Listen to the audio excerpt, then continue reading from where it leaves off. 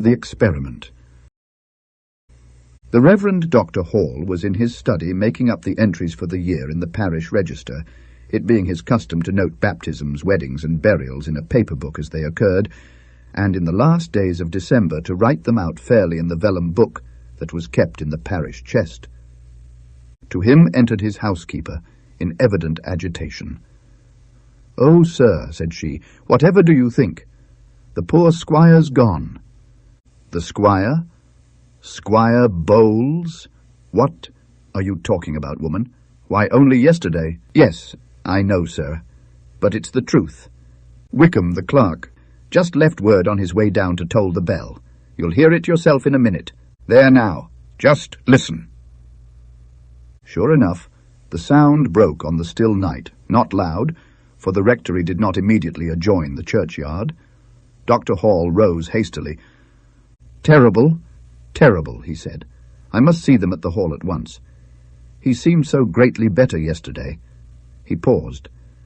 "Did you hear any word of the sickness having come this way at all? There was nothing said in Norwich. It seems so sudden." "No, indeed, sir, no such thing. Just caught away with a choking in his throat, Wickham says. It do make one feel— well, I'm sure I had to set down as much as a minute or more. I come over that queer when I heard the words. And by what I could understand, they'll be asking for the burial very quick. There's some can't bear the thought of the cold corpse laying in the house, and— Yes, well, I must find out from Madam Bowles herself, or Mr. Joseph. Get me my cloak, will you? Ah, and could you let Wickham know that I desire to see him when the tolling is over?" He hurried off. In an hour's time he was back and found Wickham waiting for him. "There is work for you, Wickham," he said as he threw off his cloak, "and not overmuch time to do it in." "Yes, sir," said Wickham, "the vault to be opened, to be sure." "No, no, that's not the message I have. The poor squire, they tell me, charged them before now not to lay him in the chancel. It was to be an earth grave, in the yard, on the north side." He stopped at an inarticulate exclamation from the clerk. "Well," he said. "I ask pardon, sir," said Wickham in a shocked voice, "but did I understand you right? No vault, you say, and on the north side? Tut, tut! Why, the poor gentleman must have been wondering." "Yes, it does seem strange to me too," said Dr. Hall, "but no. Mr. Joseph tells me it was his father's— I should say stepfather's— clear wish, expressed more than once, and when he was in good health. Clean earth and open air. You know, of course, the poor squire had his fancies, though he never spoke of this one to me. And there's another thing, Wickham. No coffin." "Oh, dear, dear, sir," said Wickham, yet more shocked. "Oh, but that'll make sad talk, that will. And what a disappointment for Wright, too. I know he'd looked out some beautiful wood for the squire, and had it by him years past. Well, well, perhaps the family will make it up to Wright in some way," said the rector rather impatiently. "But what you have to do is to get the grave dug and all things in readiness. Torches from Wright you must not forget, by 10 o'clock tomorrow night. I don't doubt but there will be somewhat coming to you for your pains and hurry." "Very well, sir. If those be the orders, I must do my best to carry them out. And should I call in on my way down and send the women up to the hall to lay out the body, sir?"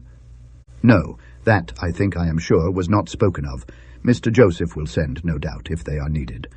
No, you have enough without that. Good night, Wickham."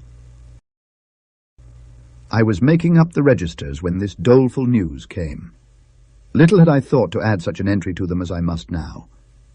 All things had been done in decent order. The torch-lighted cortege had passed from the hall through the park, up the lime avenue to the top of the knoll on which the church stood. All the village had been there, and such neighbours as could be warned in the few hours available. There was no great surprise at the hurry.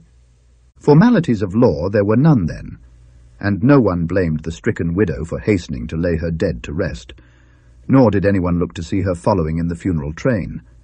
Her son Joseph, only issue of her first marriage with a Calvert of Yorkshire, was the chief mourner. There were, indeed, No kinsfolk on Squire Bowles's side who could have been bidden. The will, executed at the time of the squire's second marriage, left everything to the widow. And what was everything? Land, house, furniture, pictures, and plate were all obvious, but there should have been accumulations in coin, and beyond a few hundreds in the hands of agents, honest men, and no embezzlers. Cash, there was none. Yet Francis Bowles had for years received good rents and paid little out. Nor was he a reputed miser. He kept a good table, and money was always forthcoming for the moderate spendings of his wife and stepson. Joseph Calvert had been maintained ungrudgingly at school and college. What, then, had he done with it all? No ransacking of the house brought any secret hoard to light. No servant, old or young, had any tale to tell of meeting the squire in unexpected places at strange hours. No, Madame Bowles and her son were fairly nonplussed, as they sat one evening in the parlour discussing the problem for the 20th time. "You have been at his books and papers, Joseph, again today, haven't you?" "Yes, mother, and no forwarder." What was it he would be writing at? And why was he always sending letters to Mr. Fowler at Gloucester? Why, you know he had a maggot about the middle state of the soul. 'Twas over that he and that other were always busy. The last thing he wrote would be a letter that he never finished. "I'll fetch it," yes, the same song over again. "Honoured friend, I make some slow advance in our studies, but I know not well how far to trust our authors.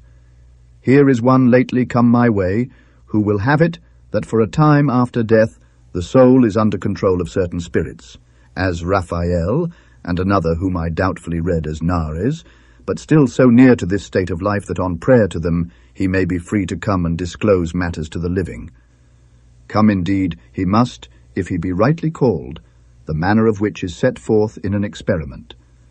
But having come, and once opened his mouth, it may chance that his summoner shall see and hear more than of the hid treasure which it is likely he bargained for, since the experiment puts this in the forefront of things to be enquired.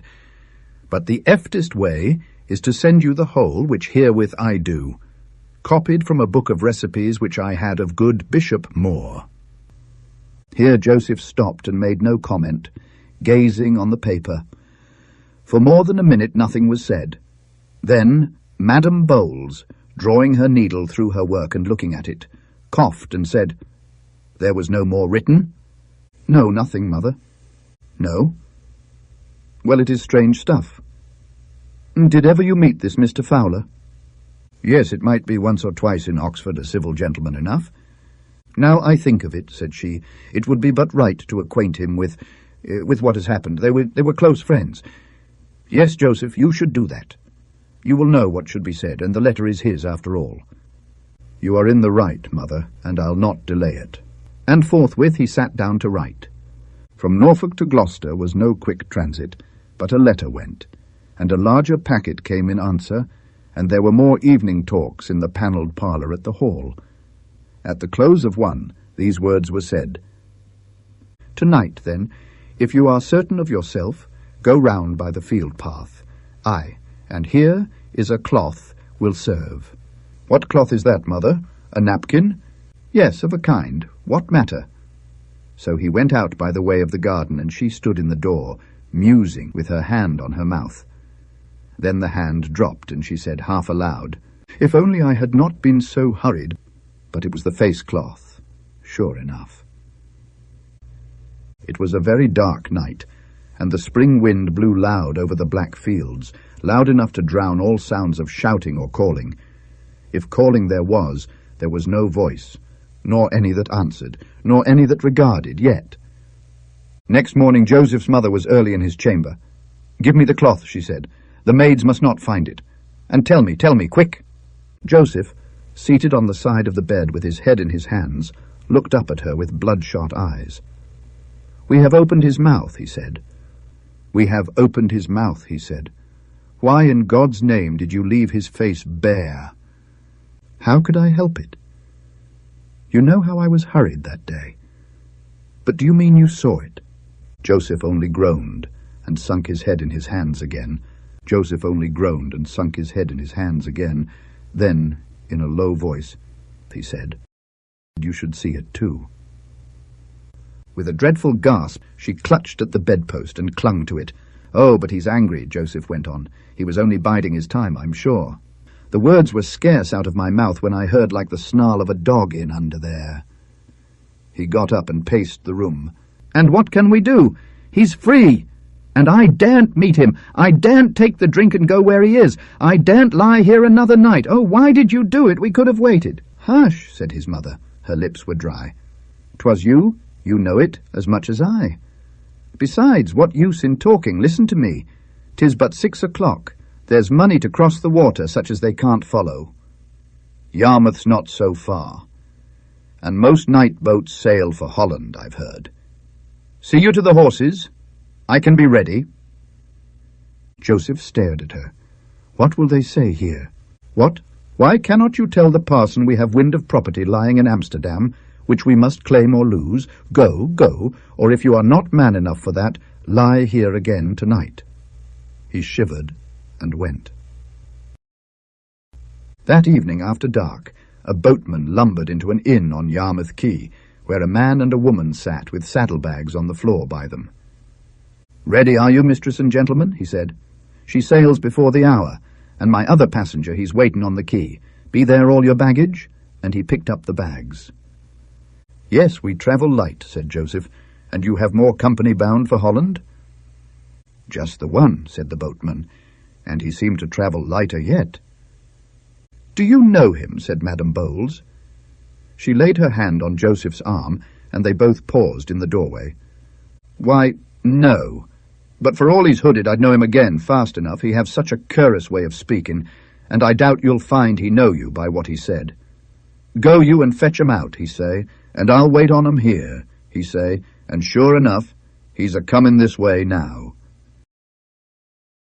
Poisoning of a husband was petty treason then, and women guilty of it were strangled at the stake and burnt.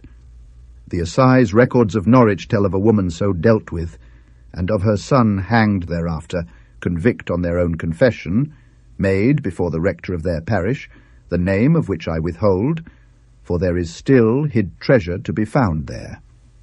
Bishop Moore's Book of Recipes is now in the University Library at Cambridge, marked Deeded 1145, and on the leaf numbered 144 this is written: "An experiment most oft proved true, to find out treasure hidden in the ground, theft, manslaughter, or any other thing.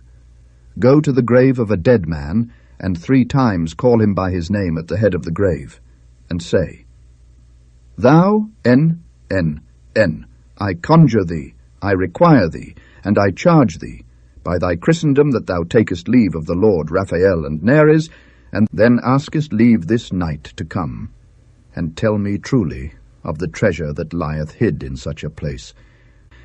Then take of the earth of the grave at the dead body's head, and knit it in a linen cloth, and put it under the right ear, and sleep thereupon.